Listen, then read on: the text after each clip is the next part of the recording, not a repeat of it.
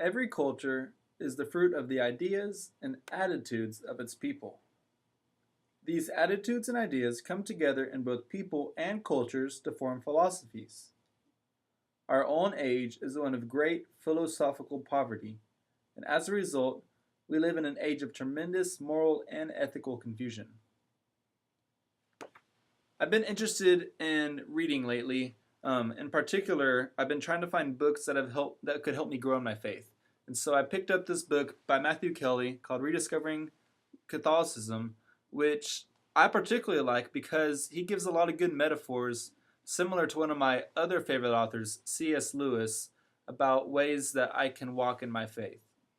One of his chapters is about prevailing philosophies, and he talks about three different philosophies that he thinks, and I agree with his argument, that these philosophies are some of the biggest reasons why our society is so secular today.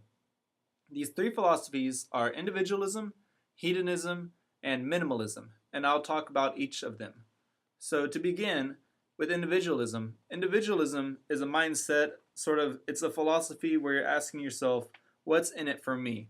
What can I get out of this? Why should I do this? Because I need to know what's in it for me. I think that if we have an individualistic society, if that mindset is pervasive amongst people, then we're not going to get anywhere because people are always going to be wondering and thinking about themselves. To live in a family and to live as part of a community is to live with others. I mean, just imagine if Jesus was an individualistic person, then we wouldn't have had the 12 disciples. Jesus came to earth to die on the cross and forgive us of our sins, not because he was asking himself the question, what's in it for me? But he was asking himself the question, what can I do for others? An individualistic person does not ask the question, what's in it for others? He asks the question, what's in it for me? The second philosophy that Kelly touches on is hedonism. And hedonism, the question of hedonism says, if it feels good, do it. YOLO. That kind of question. I don't think hedonism is good either for that, because if you have a mindset like hedonism, if it feels good, do it, then you can find yourself in a lot of trouble. You can find yourself in bad situations that you don't necessarily know how to get out of. So hedonism would not be good for our society because we are pursuing pleasure over happiness. Now, happiness does not always have to be about pleasure. Happiness is a state that we reach whenever we find ways that we can reconcile our holiness with what we are with our purpose in life. That's what happiness comes from.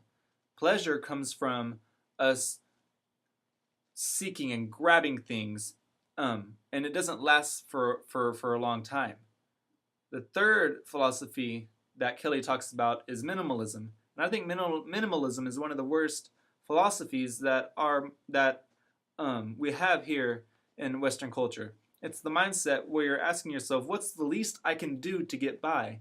If you ask yourself the question, what's the least I can do to get to heaven, then you're missing the entire point.